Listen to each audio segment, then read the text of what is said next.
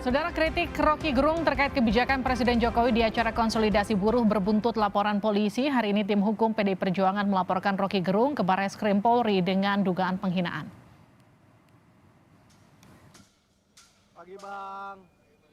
Tim hukum PDI Perjuangan mendatangi Barreskrim Polri untuk melaporkan terkait dugaan penghinaan Rocky Gerung terhadap Presiden Joko Widodo. Tim hukum PDIP mengeklaim kedatangan mereka ke Barreskrim bukan atas arahan Jokowi. Tim hukum PDI Perjuangan mendatangi Mabes Polri sekitar pukul 11 pagi untuk membuka laporan terkait dugaan pelanggaran hukum yang dilakukan oleh Rocky Gerung.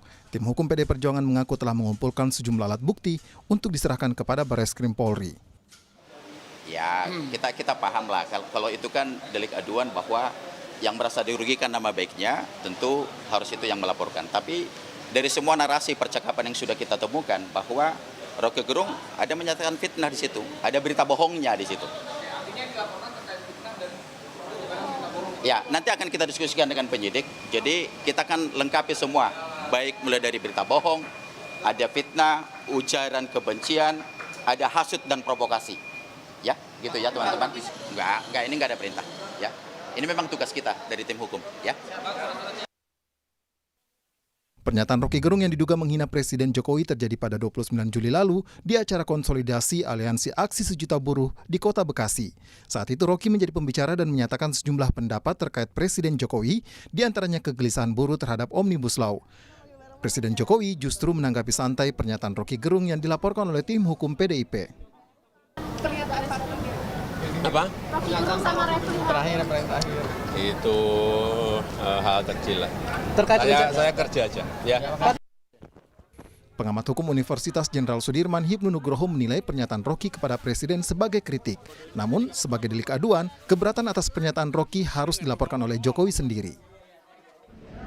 Terima kasih. Jadi melihat kasus Pak Rocky Gerung itu adalah suatu bentuk kasus terhadap penghinaan sebagai subjek Presiden dan sebagai subjek Pak Jokowi. Di dalam ketentuan perundang-undangan, ketika sebagai subjek Pak Jokowi merupakan delik aduan, di mana kalau delik aduan itu yang mengadu. Oleh karena itu kalau Pak Jokowi senyum-senyum tidak mengadu, hukum tidak akan berjalan. Ini harus paham. Kita harus kembali pada norma. Kemudian yang kedua, ketika kepada Presiden itu kritik yang membangun, kritik. Tapi pertanyaannya, kita juga harus melihat sebagai bangsa yang timur, kritiknya itu kritik yang santun atau tidak, kritik yang menimbulkan kegaduhan atau tidak, kritik yang berdasarkan suatu metodologi atau tidak, kritik yang berdasarkan suatu sebagai bentuk kajian atau tidak. Ini yang juga dipahami. Oleh karena itu, dalam hal seperti ini bisa beda pendapat dan bisa menimbulkan gaduh. Kenapa gaduh? Dalam suatu pernyataan itu juga tidak hanya melihat teks, tapi konteks. Apakah konteksnya itu ada rasa benci? Apakah konteksnya itu rasa marah? Itu juga harus dilihat dari tekanan psikologi yang menyampaikan. Imbas pernyataan di acara konsolidasi buruh, kedatangan Rocky Gerung di Universitas Airlangga Surabaya sebagai pembicara mendapat penolakan. Rocky yang tiba di kampus tidak diperbolehkan masuk ke ruang seminar. Saya minta maaf karena saya tidak bisa bicara itu. Tapi Anda harus hitung bahwa apa penyebab saya tidak bisa bicara. Itu aja yang dijawab. Oke ya? Ini bukan pertama kali Rocky Gerung dilaporkan ke polisi. Akademisi yang juga pengamat politik ini telah dilaporkan ke polisi sedikitnya 12 kali. Tim Liputan, Kompas TV. Lalu apakah pernyataan Rocky Gerung bisa dianggap kritik atau hinaan atau justru dimasukkan dalam kategori disinformasi atau hoax? Kita akan bahas bersama pakar hukum tata negara Refli Harun. Bergabung juga anggota Dewan Pembina Partai Gerindra Andre Rosiade. Selamat malam Bang Refli, selamat malam Bang Andre. Ya, selamat malam Livi, selamat malam Bang Refli. Saya ke Bang Andre dulu. Bang Andre, Anda ada di barisan koalisi pemerintah Partai Gerindra. Bagaimana kemudian partai Anda melihat pernyataan Rocky Gerung ini? Ya, tentu apapun alasannya, Bang Rocky Gerung menurut saya kalimat yang dikeluarkan Bang Rocky Gerung itu adalah bahasa kasar yang tidak bisa kita benarkan. Indonesia memang negara demokrasi ya.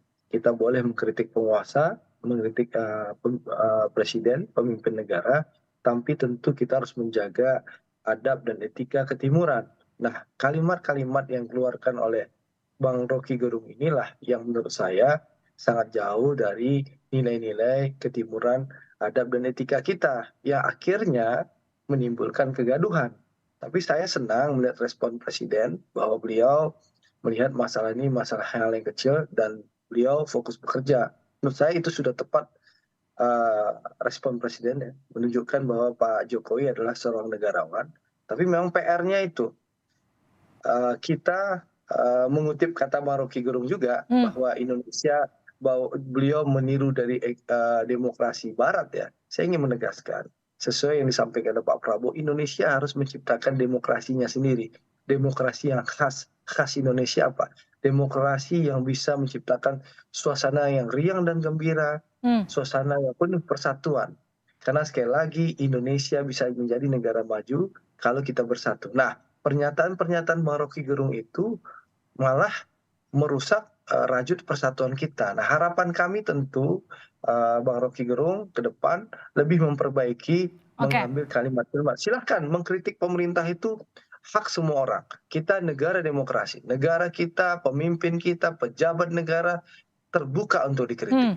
Dan kita tidak anti kritik, tapi ya tolong menggunakan bahasa dan etika dan adab ketimuran. Jangan sampai akhirnya muncul kegaduhan. Tapi artinya gini, Bang Andre, Anda melihatnya ini ada unsur dugaan penghinaan atau lebih ke hoax?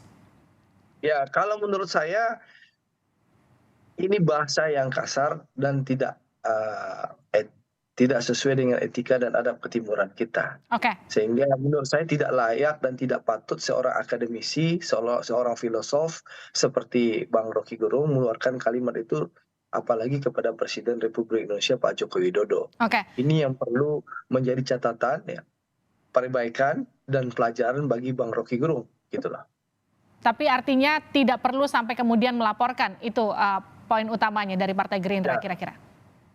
Kalau saya, haknya semua warga negara yang tidak puas untuk melaporkan. Saya tidak juga ingin menghalang-halangi.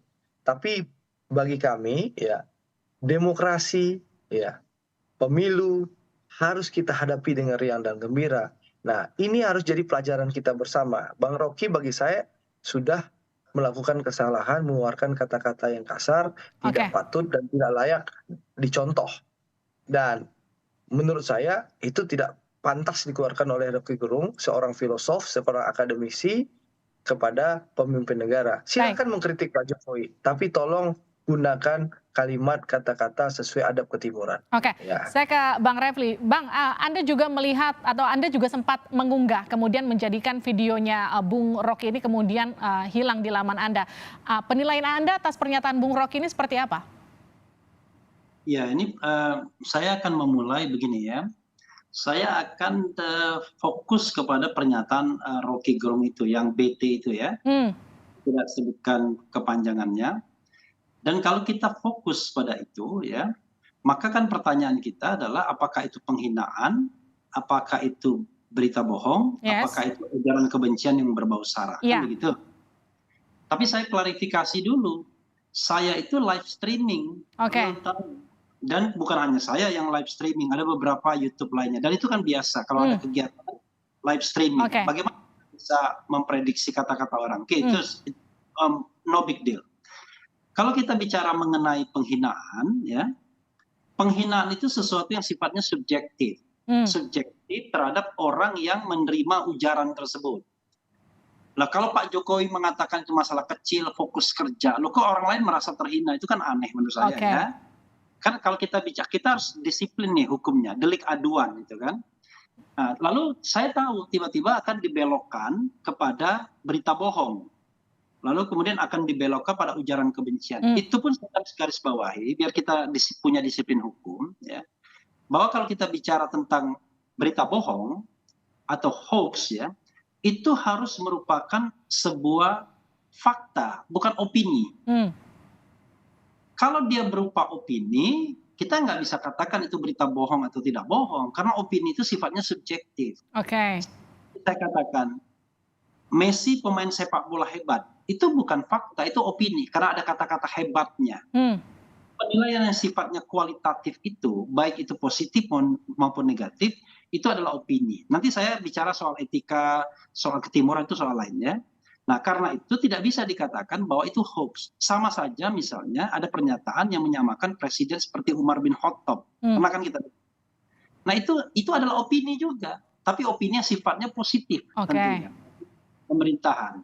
Jadi kalau kita mau terima sebagai pejabat publik, baik itu negatif maupun positif, ya kita terima sebagai sebuah dinamika, karena tidak semua kelompok masyarakat itu ingin memuji, ada yang ingin mengkritik. Itu dua hal. Yang ketiga, kalau kasus ini dibelokkan kepada ujaran kebencian yang berbau sara, menurut saya lebih gawat lagi. Itu akan menunjukkan bahwa presiden tidak belongs to the republic, belongs to the people, tapi belongs to a certain group in society. Ini ya, karena kan kalau ujaran kebencian itu basisnya harus sara. Presiden bukan suku, bukan agama, bukan ras, bukan antar golongan. Nah, karena itu saya mengatakan hal yang paling mungkin dilakukan Presiden Jokowi kalau beliau tersinggung adalah memberikan pengaduan, mengadukan kasus ini ke penegak hukum. Tapi kan beliau sendiri mengatakan ini kasus kecil, saya fokus kerja saja. Maka seharusnya kita sudah selesai dari sisi hukumnya. Satu. Tapi bagaimana dari sisi etikanya?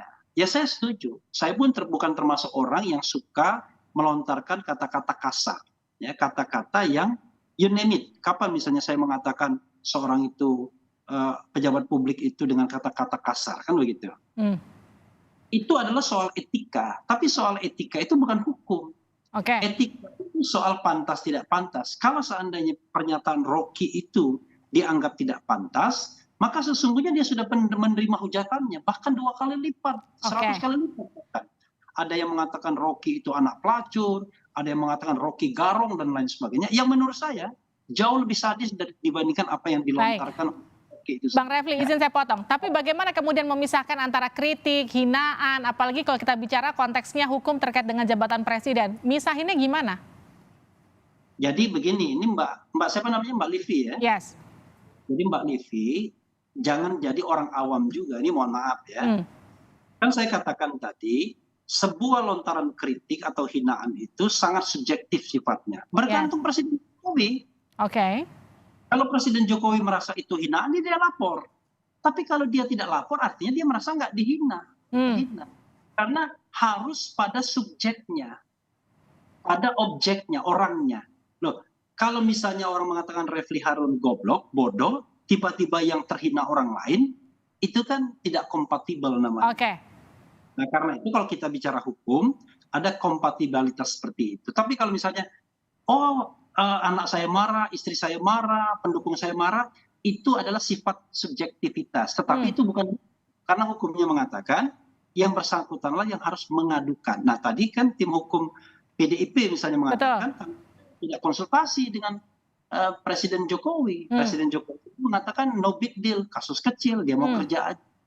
Kalau menurut saya, harusnya dengan pernyataan Presiden Jokowi seperti itu, hukumnya selesai. Kecuali kalau kita mau cari-cari kesalahan Rocky Gerung, bukan hanya E dan T tadi, tapi dicari video-video lama untuk oprek-oprek kira-kira mana berita bohong, mana ujaran kebencian. Kalau kita tidak lagi menegakkan hukum, hanya untuk menarget orang agar masuk penjara. Ini selesai ya, begitu. Bang Andre, Anda sependapat Bang Andre?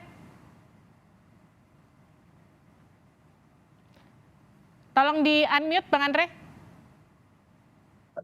Ya, kalau kami kan jelas, kami tidak sepakat dengan pernyataan yang menunjukkan kebencian seperti disampaikan Bang Rocky Gerung. Nah, ini harus menjadi pelajaran bagi kita semua, terutama Bang Rocky Gerung, untuk ke depan jangan menggunakan kata-kata yang kasar, jauh dari etika, dan adab ketimuran dalam mengkritik pemerintah. Saya rasa Pak Jokowi, pemerintah maupun pejabat negara yang ada di Indonesia ini terbuka terhadap kritik. Dan itu terbukti tadi yang disebut Bang Refli Harun.